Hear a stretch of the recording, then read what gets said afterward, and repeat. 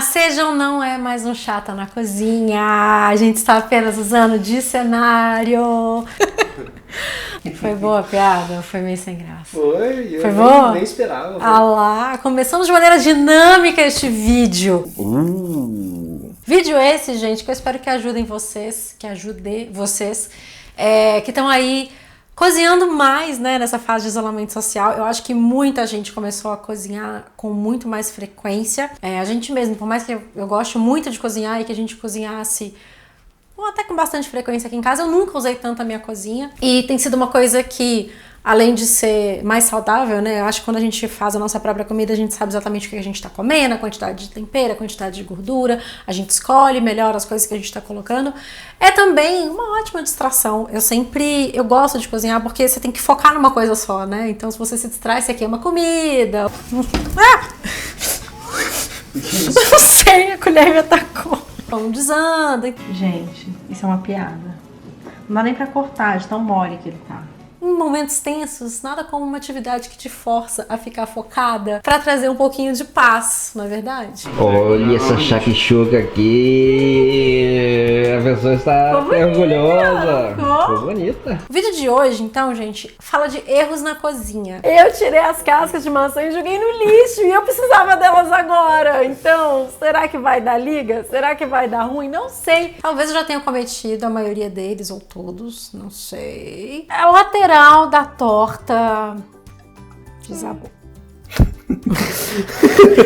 Mas são erros comuns, assim, de quem não tem o hábito de cozinhar e que são coisas que a gente vai aprendendo, né? À medida que a gente vai cozinhando, a gente vai cometendo erros e da próxima vez a gente corrige. Só que eu tô aqui pra te dar uma mãozinha, entendeu? É um atalho. Eu não quero que você se ferre estragando a sua comida. Por isso, me escute nesse vídeo e eu espero que essas dicas te ajudem. Mas uma coisa, sabe o que é? Se me perguntarem o que esse isolamento, esse período de isolamento melhorou, foi exatamente isso. O quê? As minhas habilidades culinárias. As suas habilidades culinárias. Eu também achei isso, sabe? Eu tô picando as coisas mais certinho. Sabe uma coisa muito louca que tem a ver com a nossa primeira dica? Às vezes eu tenho que alimentar o meu levain com 50 gramas de farinha. Eu já fiz um GTV lá no meu Instagram, @chata de galocha, explicando tudo sobre levain, tudo que eu sei sobre levain. E aí eu alimento ele com farinha. E são 50 gramas. E eu já aprendi a ver no olho o que são 50 gramas de farinha. Obviamente eu ainda confiro, porque, como eu quero dizer pra vocês na nossa primeira dica, é essencial que você meça e pese os ingredientes da sua receita. Eu acho que esse é um dos erros, o mais fácil de ser resolvido e o que mais tomba a receita dos outros. Assim, é impressionante como é que as pessoas são resistentes a medir e porcionar as coisas da maneira certa. Por que eu digo que é das mais bobas? Porque qualquer loja tem esse tipo de medidor. Esse aqui eu comprei há 1000 anos. Inclusive está faltando um aqui no meu jogo que tá ali porque eu cozinhei hoje mais cedo, sai mosquito. Esse é o de xícaras, esse daqui é o de colheres, inclusive colher de sopa, colher de chá e etc. E eu uso eles para praticamente todas as receitas que eu vou fazer. Então, por exemplo, hoje na hora do almoço, o que tá faltando aqui, eu fui fazer cuscuz. Para fazer cuscuz, eu meço a quantidade do grão e meço a quantidade do líquido. Poderia não medir o líquido? Poderia. O cuscuz iria cozinhar da mesma maneira, mas ele pode ficar ou muito seco ou empapado. Então eu meço para ele ficar perfeito. Show! Outra coisa que é bem importante de ter, principalmente se você for fazer doces, é uma balança. Doce e pães em geral, assim, coisas de patisserie, as medidas são muito delicadas, porque, sei lá, o pão não cresce se você errar a medida, ou fica líquido demais e aí o interior não vai cozinhar. Chocolate, se você usar a medida errada, ele não vai temperar, ele vai ficar derretendo. Então, eu também tenho uma balança, que é uma coisa que eu acho que parece cara e inacessível, mas você encontra em qualquer lojinha de R$1,99 e é barato. Claro, tem modelos e modelos, mas enfim, não é uma coisa cara e eu uso o tempo inteiro. O tempo inteiro, inclusive pra medir a tal da farinha, que eu já sei ver só no olho, mas eu ainda assim confiro na medida, porque é uma coisa que pode estragar o meu levain e eu não quero que isso aconteça. Então, eu acho que todo mundo deveria ter isso em casa. Se você não tem, é uma ótima coisa pra você comprar, porque não é tão caro assim e vai fazer diferença no resultado da sua comida. Eu acho que só o que você pode estragar de ingrediente já paga esse investimento. É verdade. E de frustração, né? Porque não tem nada mais chato do que você tá lá cozinhando, ansioso, vai comer sua comidinha e aí, tipo, o negócio dá ruim. Eu acho, inclusive, que receita de bolo chama receita de bolo porque tem que ser uma receita que você não pode deixar de seguir a receita, cara. Não fez sentido. Deixa eu te falar uma outra coisa que é muito... Porque essa não fez sentido nenhum. As pessoas, por exemplo, têm um medidor de gramas e medir líquido no medidor de gramas. Porque as pessoas têm aquele... É o contrário, né? O medidor de líquido que as pessoas medem as xícaras de sólidos. Engraçado, a gente não tem um medidor de líquido aqui em casa. E esse nunca me fez falta. Me convence aqui embaixo a comprar aquelas. Quando eles falam xícaras na receita, e aí eu vejo as pessoas usando xícaras. O que não faz o menor, sabe? Xícara que você toma café. Não faz sentido, porque você tem xícaras de 30 tamanhos ali, sabe? No mesmo armário. Então não faz sentido. Tem que ser uma medida padrão. Mesma coisa de colheres. Mesma coisa de colheres. Colher de sopa. Uma coisa. Esse aqui, qual colher que é esse aqui? Sopa. Aí você coloca aqui, né? Aí você passa um negocinho assim. É reto. Ok. E tem umas outras coisas também, por exemplo, uma colher de sopa, tá, aí você pega uma colher de sopa e finge que é a mesma coisa. Mas e quando a receita pede assim, 3/4 de xícara? 3/4? Você não consegue medir isso no olho, cara. Desculpa, você não é tão bom assim em matemática, entendeu? Medidores, dica número 1. Segunda dica pra você que é novato na cozinha, é uma dica que parece óbvia. Mas é claro, não faz o menor sentido isso, Lu. Por que as pessoas fazem isso? Por quê? Mas acontece muito que é o quê? Eu não tenho farinha de trigo aqui em casa?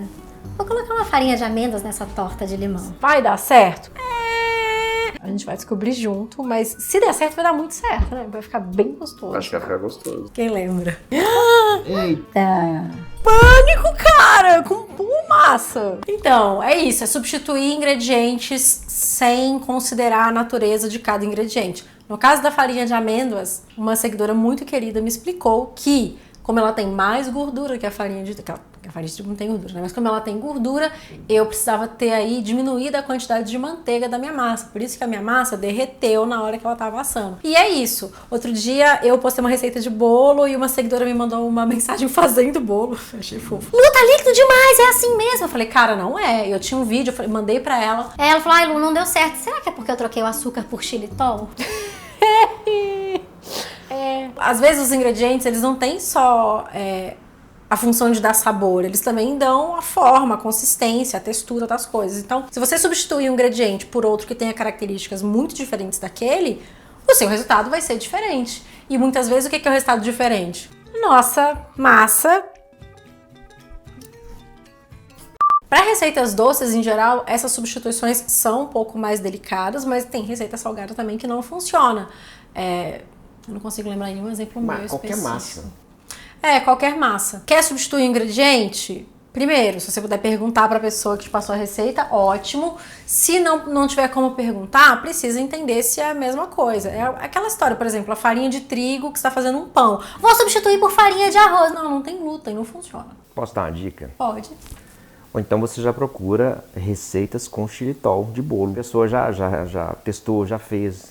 Porque a característica do ingrediente é outra. Não dá pra esperar que ele vai se comportar da mesma maneira. E aí você vai perder seu tempo, seu ingrediente. E de novo vai ficar lá chateado porque não vai comer seu bolinho no final. Próxima dica é uma dica que eu vou dar pra você, Leonardo. Você precisa respeitar as temperaturas. Entendeu por que eu tô falando isso pra você?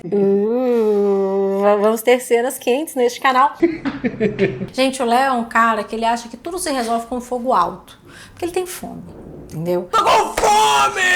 Eu comecei a fazer minha comida muito tarde. Vou botar no fogo alto que ela vai ficar pronta mais cedo. As temperaturas, elas seguem, obviamente, uma lógica pro alimento cozinhar, crescer e ficar na textura e, enfim, se comportar da maneira que você gostaria no final. E se você não obedece, você acaba com essas coisas, tipo, o meio do bolo não tá cozido, a parte de fora já queimou. Essa é clássica, né, na verdade. Ou então, você vai fazer algum tipo de fritura, você não espera a gordura ficar quente o suficiente, o negócio fica encharcado, enfim. Ovo, você faz ovo com um fogo muito quente, cara, ele fica horrível. Horrível, fica uma borracha. Uma textura horrorosa. É isso. As temperaturas, elas são importantes, elas devem ser seguidas. Eu sei, tipo, pão de queijo pra mim é uma coisa clássica. Por que demora tanto esse negócio pra cozinhar? Eu acho 40 minutos muito tempo.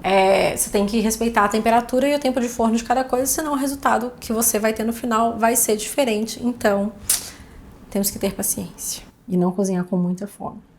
É uma outra dica que eu te dou. Uma dica também que, cara, essa é meio que de uma preguicinha na cozinha. É não se preparar. Sempre que eu vou fazer um bolo, a primeira coisa que eu faço é ligar o forno. Liguei o forno, ele tá lá pré-aquecendo a 180 graus, aí eu vou começar a fazer o meu bolo. A segunda coisa que eu faço é separar os meus ingredientes, tipo, uma xícara de farinha de trigo, uma xícara de óleo, uma de açúcar, 2 colheres de sopa de nananã. Eu separo tudo. Por quê? Vai que você tá lá, né? Tudo funcionando, 2 ovos. Pega pra mim 2 ovos. Só tem um.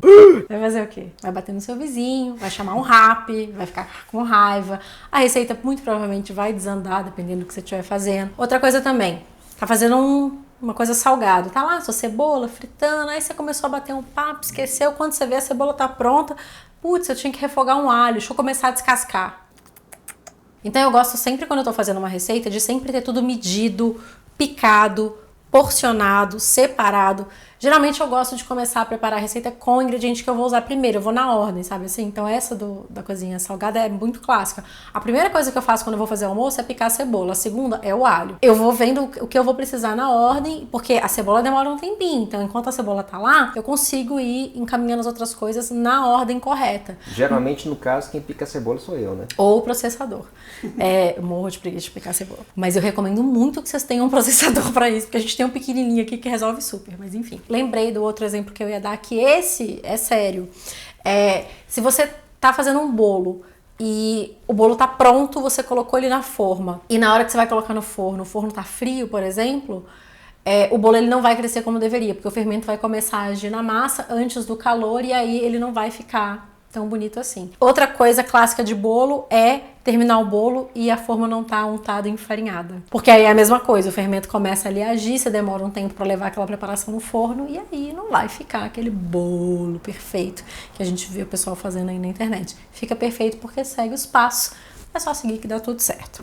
Receita de bolo. Receita de bolo. Esse conceito que você tá querendo agregar. Outro erro de principiante que eu não entendo porque eu sou uma pessoa gulosa é o erro de não provar a comida na hora que você tá temperando. Eu provo muito a comida, o tempo inteiro eu quero provar pra ver como tá. E isso é uma coisa que todo programa de culinária que eu assisto, eu vejo os chefs fazendo, porque é óbvio, você tem que ver, tá cozido, não tá? Você coloca lá, sei lá, 20 minutos ele deve estar cozido, mas você tem que ter certeza, tem muita coisa que pode variar e que pode interferir nisso.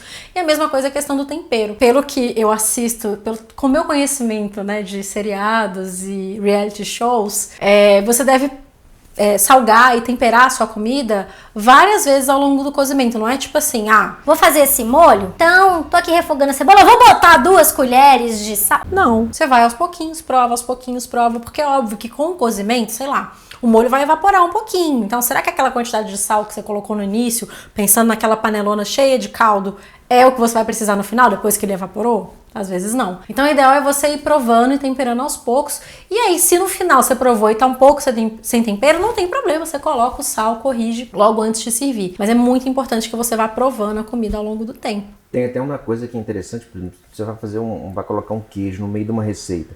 Às vezes o queijo tem mais sal do que o outro, entendeu? Então, às vezes você não precisa colocar o sal, mas você vai saber só depois que você colocar o queijo. É isso. É uma boa lembrança. É isso mesmo. Às vezes você tá fazendo a coisa e um ingrediente já tem o sal. Bacalhau também tem isso, né? É importante você ir provando. O estrogonofe do Léo. Por quê? Porque, por exemplo, você fez a carne, você coloca ela no final. Você, entendeu? Você entendi. temperou várias coisas antes e vai juntando, né? Verdade. Falando em estrogonofe do Léo, eu vou aproveitar esse gancho para falar de outra dica, que é: não lota a sua panela, principalmente nessa hora. Por que o estrogonofe do Léo é muito gostoso? O estrogonofe de filé dele, o processo primeiro a gente... Bom, imagino que de todo mundo, né? Mas primeiro você sela a carne, tira e depois você faz o estrogonofe. Tem receita aqui no canal, vocês podem procurar, que tem, e é muito gostoso, vale a pena você procurar. Porque o que é selar a carne? Você realmente quer selar? Como é que eu explico? Dá aquele choque na carne. Você quer simplesmente cozinhar mais a parte externa da carne do que a interna, porque como depois você vai adicionar o caldo e vai mexer ali aquele molho do estrogonofe, ela vai acabar cozinhando por dentro. Então, se você cozinhar ela inteira no início, no final ela fica dura. Então, você não quer que ela fique dura, você dá só uma selada no início. Pra selar a carne, se você pegar um punhado de filé, tipo meio quilo de filé que você vai usar pra fazer o seu estrogonofe inteiro, e colocar numa panela, acabou. Pode desistir aí, seu estrogonofe vai ficar ruim, vai ficar duro. A temperatura da panela vai abaixar, a carne não vai ser selada, né? Ela precisa da alta temperatura ali. E aí ela vai começar a soltar água, vai cozinhar demais, vai ficar aquele borrachudo e ruinzinho do final. Quando você for colocar qualquer coisa numa panela, tenta deixar a distância entre eles. Geralmente, se, por exemplo, sei lá, um frango que você vai grelhar, se ele tá encostando, quer dizer que tá faltando espaço ali naquela panela. Eu sei que a gente, né, tem fome, a gente fica sem paciência, a gente quer que o negócio fique logo, tem muita gente pra comer, deixa eu botar aqui esses 8 filés na panela, mas isso não funciona, o cozimento dos alimentos não vai ser tão eficaz assim, ele não vai... É essa história da caramelização do exterior do alimento mesmo, que eu acho que faz mais diferença. Sabe aquele tostadinho assim do filé de frango?